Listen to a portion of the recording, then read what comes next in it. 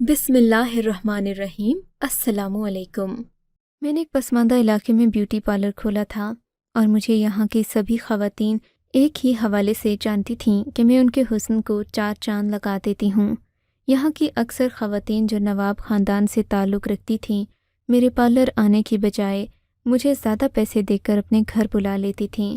مجھے یہ سودا بھی گھاٹے کا نہیں پڑتا تھا کیونکہ میری ساری ضرورتیں اس علاقے سے پوری ہو رہی تھیں۔ لوگ کاروبار کرنے شہر جاتے ہیں، میں کاروبار کرنے گاؤں آ گئی تھی کیونکہ اس گاؤں میں بڑے بڑے امیر لوگ رہتے تھے جن میں سے ذمہ دار اور نواب حضرات بھی تھے، اور اسی وجہ سے مجھے یہاں بہت زیادہ پیسہ ملنے لگا تھا۔ ایک دن میرے پاس ایک ایسا آرڈر آیا جس سے میں حیران ہو گئی تھی۔ مجھے ایک لڑکی نے آ کر بتایا کہ ایک عورت آئی ہے، وہ اپنا میک اپ اس انداز سے کروانا چاہتی ہے کہ وہ جوان نظر آئے۔ جوان نظر آنے کی کیا بات ہے، میک اپ سے سبھی خوبصورت لگتے ہیں۔ میں نے سائمہ کو بتایا تھا۔ کہنے لگی دراصل عورت کی عمر 80 سال ہے اور اسی وجہ سے وہ بے حد حسین لگنا چاہتی ہے۔ 80 سال کی عمر میں وہ کس کے لیے حسین لگے گی؟ میں نے حیرت سے منہ کھول کر اس کی طرف دیکھا۔ جی یہ تو مجھے بھی نہیں پتا۔ سائمہ کے چہرے پر بھی مسکراہٹ تھی۔ 80 سال کی عمر میں وہ کس کے لیے خوبصورت لگنا چاہتی ہیں انہی کو پتا ہوگا، لیکن فی الحال وہ باہر بیٹھی ہیں، کہتی ہیں کہ جتنے پیسے تم مانگو گی میں دینے کو تیار ہوں، مگر میرا بہت خاص دن آ رہا ہے اس لیے مجھے تیار کر دو۔ مجھے اس کیس میں یکایک دلچسپی ہونے لگی تھی کیونکہ میں بھی جاننا چاہتی تھی کہ آخر وہ عورت ایسا کیوں کرنا چاہتی ہے، اس کے پیچھے کوئی تو وجہ ہوگی۔ یقیناً اس عمر میں وہ شادی تو نہیں کر رہی ہوگی، تو کیا کسی کو دھوکہ دے رہی ہے؟ میں نے دل میں سوچا، یا اپنی جوانی کے دنوں کو تازہ کر رہی ہے۔ یہ سوچ کر میں باہر گئی تو وہ ایک عروسی جوڑا بھی اپنے ہاتھ میں لیے بیٹھی تھی۔ ساتھ میں اس کے گندے فقیروں والے کپڑے بھی پڑے تھے۔ میری نظر دونوں چیزوں پر پڑی تو میں اسے سوالیہ نظروں سے دیکھنے لگی۔ فکر نہیں کرو، میں نے فقیروں والا لباس اتار کر صاف ستھرے کپڑے پہن لیے ہیں۔ میں نہا دھو کر پاک صاف ہو گئی ہوں، میرے جسم سے بدبو نہیں آ رہی۔ اس نے بے چارگی سے مجھے بتایا تھا۔ جی وہ تو مجھے پتا ہے، لیکن آپ یہ عروسی جوڑا کس کے لیے لائی ہیں؟ یہ تو دلہنیں پہنتی ہیں۔ میرے سوال پر اس نے سر جھکا لیا اور بولی، آج میں ہی دلہن بنوں گی۔ تم دلہن بنو گی؟ میرا مطلب آپ کیوں دلہن بنے گی؟ اس عمر میں کس کی دلہن بنے گی؟ بیٹے میری شادی ہو رہی ہے اور وہ بھی نواب خاندان میں، تو تمہیں مجھے اچھے سے تیار کرنا ہوگا۔ میں یہ عروسی جوڑا پہن کر آتی ہوں، ذرا میری مدد کر دو۔ تمہیں تو پتہ ہے اس عمر میں چلا پھرا بھی ٹھیک سے نہیں جاتا۔ اس نے اپنی لاٹھی مجھے پکڑائی، میرا سہارا لیتی وہ اندر والے غسل خانے میں چلی گئی جہاں پر وہ عمر میں اس سے کون شادی کر رہا ہے؟ یقیناً وہ کوئی قبر میں جاتا بڈھا ہی ہوگا جس کی عمر 100 سال سے بھی زیادہ ہوگی، کیونکہ اس عورت میں نہ ہی کوئی کشش تھی اور نہ کوئی خوبصورتی تھی۔ ایک تو اس کی عمر زیادہ تھی، دوسرا اس نے پیشے کے اعتبار سے بتایا کہ وہ ایک فقیرنی ہے، لوگوں سے بھیک مانگ مانگ کر گزارا کرتی رہی۔ ایسے میں اس سے کون شادی کر رہا ہوگا؟ میں نے اس سے پوچھا نہیں کہ کہیں بیچاری کا دل نہ ٹوٹ جائے۔ میں نے اسے اچھی طرح سے تیار کر دیا، جو کچھ بھی میں کر سکتی تھی۔ اب وہ پہلے سے قدرے بہتر لگ رہی تھی۔ شیشے میں دیکھ کر خود ہی شرمانے لگی اور بولی، کاش یہ سب پہلے ہو جاتا، میری جوانی میں بھی کوئی مجھے مل جاتا، لیکن چلو کوئی بات نہیں۔ اس نے یہ کہہ کر اپنی لاٹھی مجھ سے واپس لے لی اور باہر کو چلنے لگی۔ میں نے کہا، آپ اتنا بھاری عروسی جوڑا پہن کر چل نہیں پائیں گی، میں آپ کے ساتھ چلتی ہوں۔ ارے نہیں بیٹا، مجھے گاڑی اور ڈرائیور لینے آئی ہے۔ اس نے پائیں گی، میں آپ کے ساتھ چلتی ہوں۔ ارے نہیں بیٹا، مجھے گاڑی اور ڈرائیور لینے آئی ہے۔ اس نے میری طرف دیکھ کر مسکرا کر کہا تو میں حیران ہو گئی، اگر یہ فقیرنی ہے تو پھر گاڑی میں کیوں جا رہی ہے؟ میں نے دیکھا تو وہ نواب صاحب کی گاڑی تھی، جسے دیکھ کر میں حیران ہو گئی۔ یہ نواب صاحب کو کیا ہو گیا؟ یہ تو ابھی صرف 50-60 سال کے ہیں، کیسی باتیں کر رہے ہیں یہ؟ خدارا کہیں اس بوڑھی عورت سے شادی تو نہیں کرنے لگے؟ میں نے دل میں سوچا۔ میں یہ باتیں ابھی سوچ ہی رہی تھی کہ گاڑی سے ڈرائیور اترا اور مجھے ایک کارڈ دیتے ہوئے بولا، معذرت جی ہم ذرا لیٹ ہو گئے، لیکن آپ شادی میں ضرور چلیے ہمارے ساتھ، آپ بھی گاڑی میں بیٹھ جائیے، آپ نے دلہن کو تیار کیا ہے، اتنا تو ہمیں بھی چاہیے کہ آپ کو شادی میں عزت سے بلائیں اور کھلا پلا کر بھیجیں۔ میں اس نواب کی شادی میں شاید نہ بھی جاتی، مگر دلہن کے کیس میں دلچسپی کی وجہ سے میں نے سوچا کہ میں ضرور جاؤں گی۔ وہاں جا کر یہی سب باتیں سوچ رہی تھی۔ میں نے تو دل میں اندازہ لگا لیا تھا کہ ضرور اس عورت کو کسی نے بھڑکا رکھا ہوگا، کسی نے تو کہا ہی ہوگا کہ تم نواب صاحب سے شادی کر لو، یا نواب صاحب کو کسی نے کہا ہوگا کہ آپ اس پیرنی سے شادی کر لیں تو آپ کی زندگی سنور جائے گی۔ میں بھی دیکھنا چاہتی تھی کہ لوگ آخر اس جوڑے پر کیا باتیں کریں گے۔ گاڑی سے اترنے پر بوڑھی عورت کو لینے کے لیے 3-4 لڑکیاں آئی تھیں۔ کسی کا رویہ بھی ایسا نہیں تھا کہ مجھے برا لگتا۔ سب لوگ اس بوڑھی عورت کو عزت دے رہے تھے۔ میں نے آج تک اسے گاؤں میں پہلی بار ہی دیکھا تھا، اس سے پہلے تو یہ یہاں نظر نہیں آئی تھی۔ 2-3 لڑکیوں سے میں نے اس کا نام پوچھا تو انہوں نے کہا کہ ہمیں بھی نہیں پتہ، یہ عورت تو بہت عرصے کے بعد ہم نے دیکھی ہے، پہلے گاؤں میں ہی رہتی تھی، اس کے بعد کہیں شہر چلی گئی، ہم اس سے زیادہ واقف نہیں ہیں۔ میں سوچ رہی تھی کہ نواب صاحب کی شکل دیکھوں گی، ان کی بیوی کے کیا تاثرات ہوں گے کہ ان کے شوہر نے خود سے 30 سالہ بڑی عورت کے ساتھ شادی کر لی، کیونکہ نواب صاحب کی عمر 50 سے 60 کے درمیان ہی تھی، اس سے زیادہ نہیں تھی۔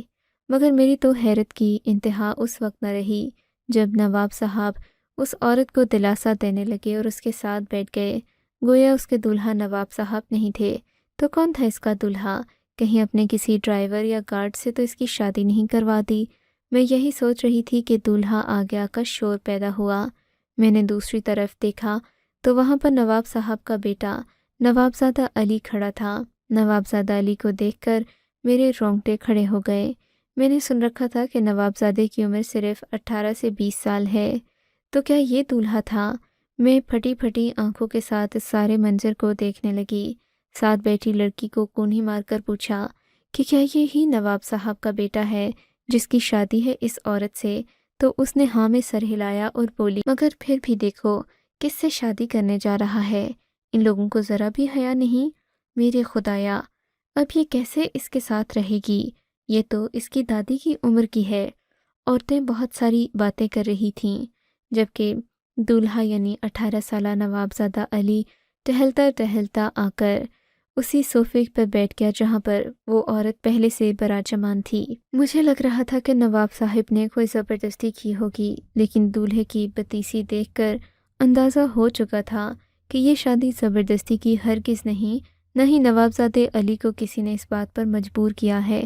نواب صاحب بھی غصے میں نہیں لگ رہے تھے، دونوں باپ بیٹا مطمئن تھے۔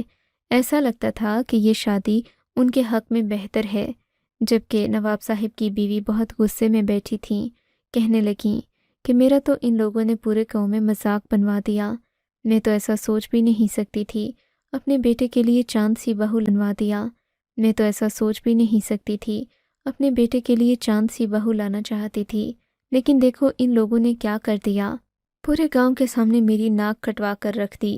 میں نے تو نواب صاحب بھی کہا تھا کہ نوابزادے کی اتنی بڑی بات مت مانے، مگر انہوں نے مجھے دھمکی دے دی کہ اگر میرے بیٹے نے اس عورت سے شادی نہیں کی تو پھر میں خود اس سے شادی کر لوں گا۔ اب بتاؤ بھلا میں اپنا گھر کیسے اجاڑتی؟ لیکن جو بھی ہوا، میں اس عورت سے خوش نہیں ہوں، میں تو اسے اپنی بہو بھی نہیں کہہ سکتی، یہ تو میری دادی بہو ہوئی۔ اس عورت کی باتیں سن کر مجھے بھی بہت افسوس ہو رہا تھا۔ سچ کہوں تو 80 سالہ وہ فقیرنی مجھے بہت بڑی مکار عورت لگ رہی تھی۔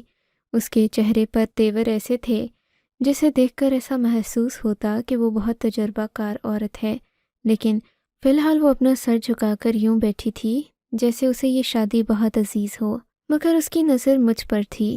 اس نے مجھ سے کہا کہ تم آ کر میرے پاس بیٹھو، بعض اوقات مجھے خود کو سیٹ کرنا ہوتا ہے تو پھر تمہاری مدد کی ضرورت ہوگی۔ میں حیران تھی کہ اس عورت میں کتنی اعتماد ہے، جبکہ بھرا مجمع اس پر ہنس رہا تھا، مگر اسے اس بات کی کوئی پرواہ نہیں تھی، وہ تو بس اپنے خوبصورت لگنے پر دھیان دے رہی تھی۔ تھوڑی ہی دیر گزری تھی کہ آہستہ آہستہ کر کے لوگ جانے لگے، مگر اس عورت نے مجھ سے کہا کہ تم میرے پاس ہی رکو، مجھے تم سے باتیں کرنی ہیں۔ میں اس کی اس محبت، التفات یا توجہ کی بالکل بھی ضرورت مند نہیں تھی، مگر مجھے پتہ نہیں کیوں لگ رہا تھا کہ نواب خاندان کی اس عورت کے ساتھ رہ کر مجھے بہت کچھ مل سکتا ہے۔ میں چپ چاپ اس کے ساتھ بیٹھی رہی، مجھے نہ جانے کیوں محسوس ہو رہا تھا جیسے وہ مجھ سے اکیلے میں بھی کوئی بات کرنا چاہتی ہے، مگر بار بار وہ کچھ کہتے کہتے رک جاتی۔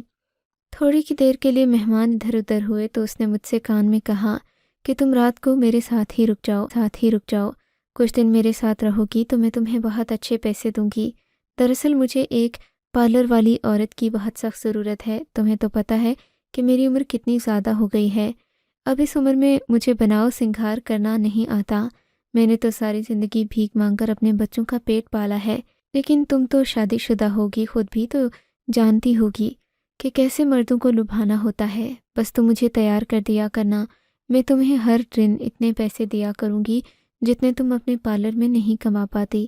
میں اچھی طرح سے جانتی ہوں کہ یہ گاؤں والا علاقہ ہے، یہاں پر عورتیں تمہیں زیادہ سے زیادہ 150 ایک کام کے دیتی ہوں گی، اور تم جیسی غریب لڑکی کے لیے یہ بھی بہت بڑی بات ہے۔ مجھے اس فقیرنی پر حیرت ہو رہی تھی کہ ایک ہی گھنٹے میں اپنی شادی کرنے کے بعد وہ یہ اپنی اوقات کیسے بھول سکتی ہے۔ میں نے اس سے کہا کہ چلو جیسا تم کہو گی میں ویسا ہی کروں گی، اور اگر تم اپنے شوہر کے ساتھ خوش رہنا چاہتی ہو تو اس کے لیے تمہیں حسین لگنا پڑے گا، تو مجھے ایک روز کے 1000 روپے دے دیا کرنا، تو میں تمہارے ساتھ ہی رہوں گی۔ تو پھر آج رات تم رک جاؤ گی؟ اس نے مجھ پر گہری نظر ڈالتے ہوئے کہا تھا۔ ہاں کیوں نہیں، اگر تم مجھے ابھی پیسے دے دو تو۔ بڑی لالچی ہو تم میری طرح، لگتا ہے کہ تمہارا بھی بڑا تجربہ ہے۔ اس نے اپنے ہاتھوں میں لال رنگ کا پرس اٹھا رکھا تھا جسے اس نے کھولا اور کھول کر مجھے 500 روپے دے دیے۔ میں حیران ہو گئی تھی کہ اس نے مجھے فوراً ہی 500 روپے کیسے دے دیے۔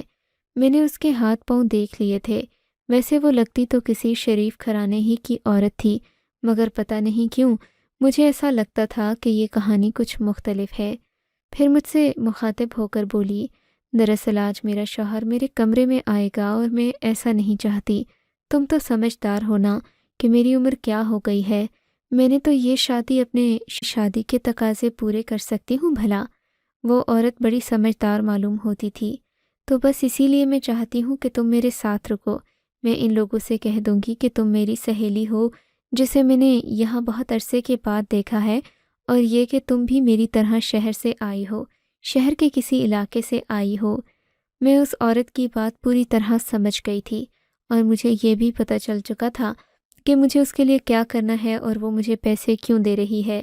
میں اس کی باتیں سمجھ کر بہت زیادہ خوش ہو گئی تھی، کیونکہ مجھے کافی سارے پیسے ملنے والے تھے۔ ایک تو اس کے پاس اپنے پیسے بھی ہوئے ہوں گے، اور دوسرا اب اسے سلامی کی مد میں، حق مہر کی مد میں بھی کافی روپے پیسے ملے تھے۔ وہ مجھے لے کر اپنے کمرے میں چلی گئی تھی۔ ظاہر ہے اس عورت کی ساس جو کہ اس سے 40 سال چھوٹی تھی، وہ اس سے بات بھی نہیں کرنا چاہتی تھی۔ وہ اپنے کمرے میں چلی گئی، پیچھے وہ عورت اکیلی رہ گئی۔ اس نے مجھے اپنا نام زیبا بتایا۔ زیبا نے کہا کہ میرا شوہر مجھ سے اتنی محبت تو نہیں کرتا جتنی لوگوں کے سامنے دکھا رہا تھا، لیکن کیا پتا، مرد کا بھروسہ نہیں ہے، اس لیے تم میرے ساتھ چلو۔ میں نے تمہیں اچھی طرح سے سمجھا دیا ہے کہ کیا کرنا ہے۔ میں زیبا کو لے کر اس کے حجلہ عروسی میں چلی گئی تھی۔ اس کا لباس بہت بھاری تھا، اس سے تو چلا بھی نہیں جا رہا تھا۔ اچھا یہ بتاؤ، تمہاری شادی محبت کی ہوئی ہے یا پھر زبردستی؟ میری بات سن کر وہ ہنسنے لگی۔ ہنستے ہنستے اس کی پیٹ میں درد ہونے لگا۔ پھر وہ اپنی آنکھوں سے آنسو صاف کرتے ہوئے بولی، ہاں میں نے یہ شادی محبت کے لیے ہی کی ہے، لیکن تمہیں اس کی حقیقت ابھی نہیں بتاؤں گی۔ ابھی مجھے تم پر مزید بھروسہ قائم کرنا ہے، پھر تمہیں اپنی ساری کہانی سنا دوں گی۔ اس بوڑھی عورت نے کہا، بہرحال میں نے اس کا لباس تبدیل کر تمہیں مزید انعام دوں گی، لیکن اب تمہیں میری ایک بات سننا ہوگی۔ اس بات پر عمل کرنے کے بعد تمہیں اگر میرے ساتھ وفاداری کرنا ہوئی تو بتا دینا، وگرنہ میرا راز کسی سے مت کہنا۔ میں اکیلے بھی یہ کام کر سکتی ہوں، لیکن کیونکہ تم جوان عورت ہو اور اس گاؤں کی بھی نہیں ہو، تو مجھے تمہاری مدد کی ضرورت ہے۔ میں اس کے کمرے میں بیٹھی تھی۔ مجھے زیادہ حیرت نہیں تھی کہ اس کا شوہر ابھی تک کیوں نہیں آیا۔ ظاہر ہے ایک 18 سالہ لڑکا 80 سالہ عورت کے پاس جا کر کیا کرے گا، وہ تو اسے دیکھ کر اپنی دادی ہی سمجھے گا۔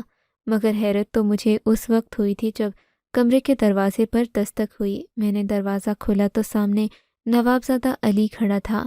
اس کے ہاتھ میں لال رنگ کے بہت سارے پھول تھے اور ساتھ ہی ایک تحفہ بھی اس نے اپنے ہاتھ میں پکڑ رکھا تھا۔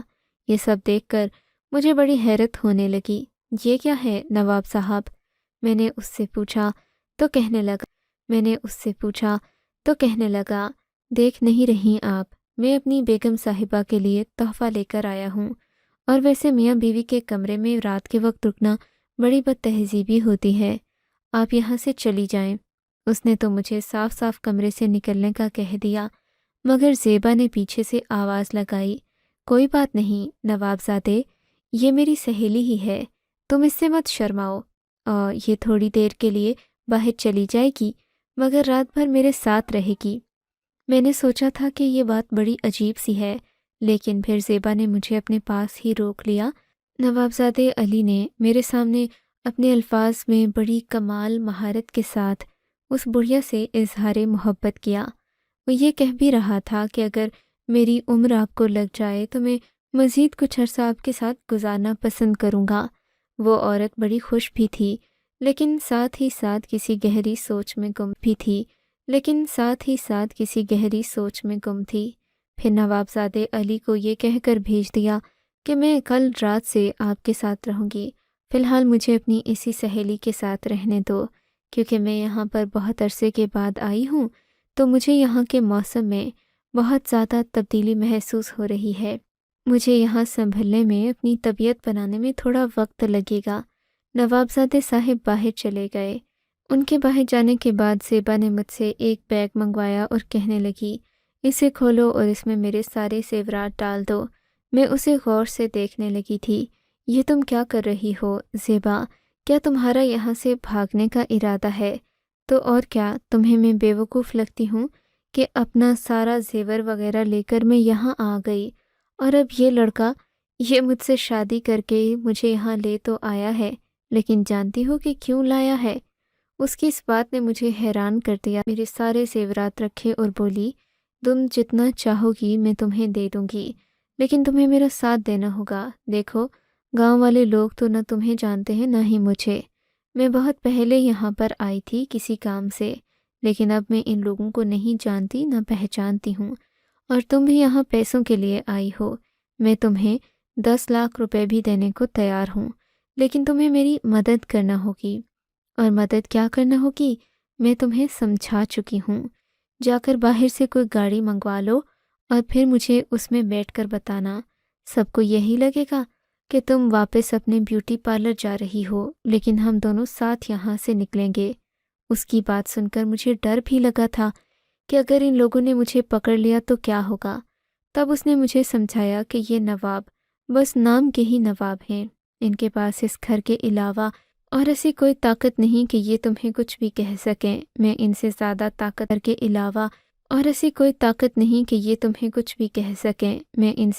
طاقتور ہوں، اور میرے پاس جو طاقت ہے اس کا تم اندازہ بھی نہیں لگا سکتی۔ تم سوچو، میرے پاس ایسی طاقت ہے کہ ایک 18 سالہ لڑکے نے 80 سال کی عمر میں مجھ سے شادی کی۔ عورت کی بات میں جان تو واقعی تھی۔ مجھے لگا کہ شاید اس کا ساتھ دے کر گھاٹے کا سودا نہیں ہوگا۔ ویسے بھی گاؤں کے لوگ کون سا مجھے جانتے تھے جو مجھے ان کے سامنے شرمندگی ہوتی۔ میرا تو یہاں بس ایک چھوٹا سا کاروبار تھا۔ میں نے حامی بھر لی۔ اس نے مجھے ایک کالے رنگ کا بیگ پکڑوایا۔ وہ بیگ لے کر میں باہر چلی گئی۔ میں نے ڈرائیور کو کہا کہ مجھے ایک الگ گاڑی منگوا کر دے دے، کیونکہ مجھے اپنے پارلر جانا ہے جو کافی دور ہے، اور میں کسی لوکل گاڑی میں جانا پسند کروں گی۔ ڈرائیور نے تابع داری کرتے ہوئے مجھے ایک لوکل گاڑی کا پتہ دے دیا۔ میں وہاں سے تھوڑی دور جا کر کھڑی ہو گئی۔ میں جانتی تھی کہ اسی گاڑی میں اندر چلی گئی، اور ساتھ ہی اس بڑھیا کو بھی کالے کپڑے پہنا کر باہر لے آئی۔ اندھیرے میں کسی کو محسوس ہی نہیں ہوا کہ کالے کپڑوں والا یہ سایہ کہاں جا رہا ہے۔ میں نے اسے بٹھایا اور ہم لوگ یہ جا وہ جا ہو گئے۔ وہاں سے نکلتے ہوئے مجھے ڈر تو بہت لگا، پر رات کے اندھیرے میں گاؤں کے لوگ گھوڑے گدھے بیچ کر سو جاتے ہیں، انہیں کسی چیز کا علم نہیں ہو سکا۔ ہم لوگ جب گجرانوالہ پہنچے تو وہ عورت اپنی گاڑی سے نکلی، مجھ سے کہنے لگی کہ میں تمہیں یہاں پر بلا وجہ نہیں لائی، میں نے وعدہ پورا کرنا ہے، تم ان میں سے جتنے زیورات چاہو اٹھا سکتی ہو۔ میں نے کہا تم مجھے پناہ دے دو، کیونکہ میرا بھی اس دنیا میں کوئی نہیں۔ میں نے تمہارا ساتھ دیا، تم میرا ساتھ دو۔ وہ مجھے خوشی خوشی اپنے گھر لے گئی۔ اس نے مجھے اپنے گھر والوں سے ملوایا۔ اس کی سب پوتیوں سے مل کر میں حیران رہ گئی۔ وہ عورت پوتے پوتیوں والی تھی۔ اس کی چھوٹی پوتی اس سے لپٹ کر رونے لگی۔ دادو، آپ بہت اچھی ہیں۔ آپ نے میرے لیے اتنی بڑی قربانی دی، میں سوچ نہیں سکتی تھی کہ وہ ایسا نکلے گا۔ میں نے علی سے سچی محبت کی تھی۔ دیکھ لی محبت کی حقیقت۔ میں نے تمہیں کہا تھا نا، یہ لڑکا پیسوں کے لیے کچھ بھی کرنے کو تیار ہو جائے گا۔ جب اسے یہ پتہ چلا کہ تمہاری دادی کے پاس گرین کارڈ ہے، امیر ہے، وہ تمہیں بھی آگے لے کر جا سکتی ہے، تو وہ تمہاری دادی سے بھی شادی رچانے پر تیار ہو گیا۔ سن رہی ہو؟ اس نے میری طرف اشارہ کرتے ہوئے کہا۔ انہیں نوابزادے علی سے محبت ہو گئی تھی۔ میں نے انہیں بہت سمجھایا کہ نوابزادے آپ کی دولت کے چکر میں آپ تک پہنچے ہیں، لیکن یہ نہیں مانی۔ پھر میں نے ایک دن اسے اس بات پر للکارا، چیلنج کیا کہ اگر نوابزادے علی کو میں یہ ساری چیزیں دے کر خود سے شادی کرنے پر راضی کر لوں تو کیا وہ اس کا خیال دل سے نکال دے گی؟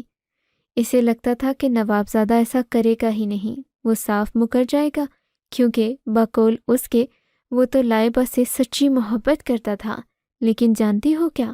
اس کی محبت گرین کارڈ کے آگے پھیکی پڑ گئی۔ لائبہ نے اس سے کچھ نہیں کہا تھا، ہاں، لیکن میں نے اسے بہت لالچ دیے تھے کہ میں کسی جوان لڑکے سے بیاہ رچانا چاہتی ہوں، میرے ذہن میں بہت سارے خواب ہیں جنہیں پورا کرنا چاہتی ہوں۔ اس نے کہا کہ کوئی بات نہیں، میں بھی تم سے ایسی ہی محبت کروں گا جیسی تم مجھ سے کرتی ہو۔ اور پھر تم یقین جانو کہ اس شخص نے پورے گاؤں کے سامنے مجھے قبول کیا، صرف اس کاغذ کے ٹکڑے کے پیچھے اور چند محلات کے پیچھے جو میرے نام پر ہیں۔ میرے یہاں پر بہت سارے پلاٹس ہیں بیٹی، اور ویسے بھی آتے آتے نوابزادے کا گھر جو میں نے صاف کیا ہے وہ تم آرام سے لے جا سکتی ہو، کیونکہ ایسے نوابزادے کو سبق سکھانا بھی ضروری تھا جو پیسے کے پیچھے میری بیٹی کی زندگی برباد کرنے چلا تھا۔ خدا نے اسے کس چیز کی کمی دی تھی؟ اچھا گھر، ماں باپ، اور پھر سب کچھ تھا اس کے پاس، لیکن وہ اور اس کا باپ اتنے لالچی تھے کہ ایک بوڑھی عورت کو بھی اپنانے پر تیار ہو گئے۔ میں نے ایسی محبت پر تھوکا بھی نہیں کبھی، لیکن اپنی بیٹی کو سمجھانے کے لیے دیکھو کیا نہیں کر دیا میں نے۔ بس شکر ہے کہ تم نے میرا ساتھ دیا، ورنہ پتہ نہیں اپنی بیٹی کو محبت کی حقیقت سمجھاتے سمجھاتے میں کہاں جا پھنستی۔ خدایا تیرا لاکھ لاکھ شکر ہے، میری بیٹی کی آنکھیں کھل گئیں۔ دادی صاحبہ تو اپنے کمرے میں چلی گئیں، مگر میں کھڑی وہاں یہ سوچ رہی تھی کہ انہوں نے نوابزادے علی سے جو نکاح کیا ہے اس کا کیا ہوگا۔ ویسے تو دادی بیوہ ہے، لیکن آپ بتائیے کہ اس صورت میں انہوں نے اپنی بیٹی کو سمجھانے کے لیے جو قدم اٹھایا وہ صحیح تھا یا غلط، اور جو انہوں نے نکاح کیا اس کا کیا ہوگا۔ آپ کے خیال میں کیا دادی نے صحیح قدم اٹھایا یا غلط؟ مجھے اپنی رائے سے بھی آگاہ کیجیے گا اور نکاح کے بارے میں بھی بتائیے گا، کیونکہ دادی کو آپ کو اگر یہ کہانی اچھی لگی ہے تو اس ویڈیو کو لائک کیجیے، اور اس طرح کی مزید کہانیاں سننے کے لیے ہمارے چینل کو ضرور سبسکرائب کیجیے۔ کہانی سننے کا شکریہ۔ آپ سے ملاقات ہوگی اگلی ویڈیو میں، تب تک کے لیے اللہ حافظ۔